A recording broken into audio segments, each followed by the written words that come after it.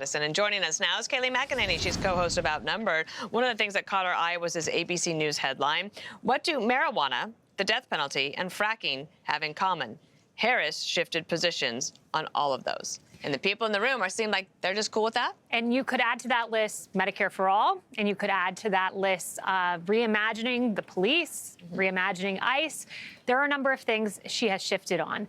But I think an interesting position I read this week, or reporting, was from CNN, and CNN said, look, Kamala Harris had to sit down with the pollsters, a phone call at least, 3 weeks after taking this role. The pollsters, the Biden pollsters, gave her advice. And she said, I'm not listening to the pollsters, I'm going with my instincts. And we've seen little inklings of what her instincts are, passing over Josh Shapiro.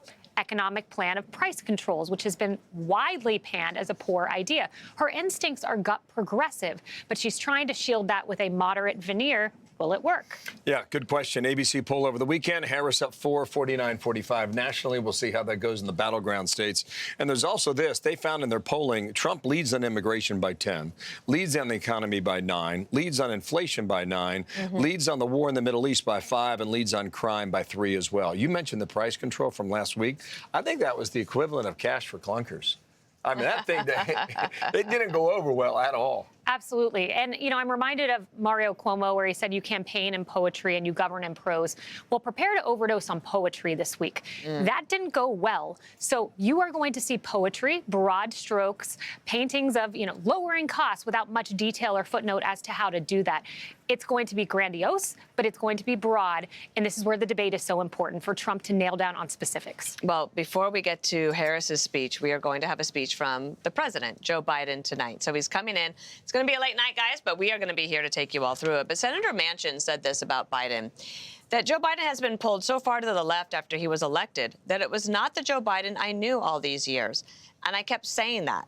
I'm hopeful that my friend who I've known can come back to where I know he's always been, where his comfort is, in the middle.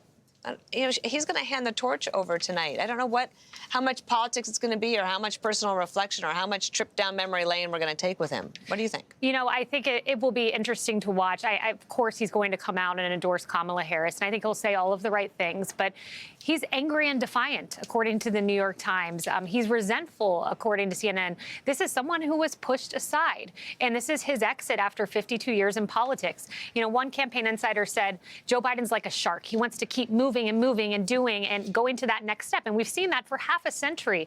Well, today's his exit. I think he'll make it a graceful one, but it is not one that he wanted. He did not want this exit. I would agree with that.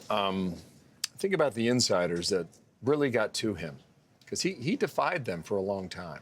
Yeah. It's on all the reporting we get. And you just wonder, what was the last thing that put him over the top?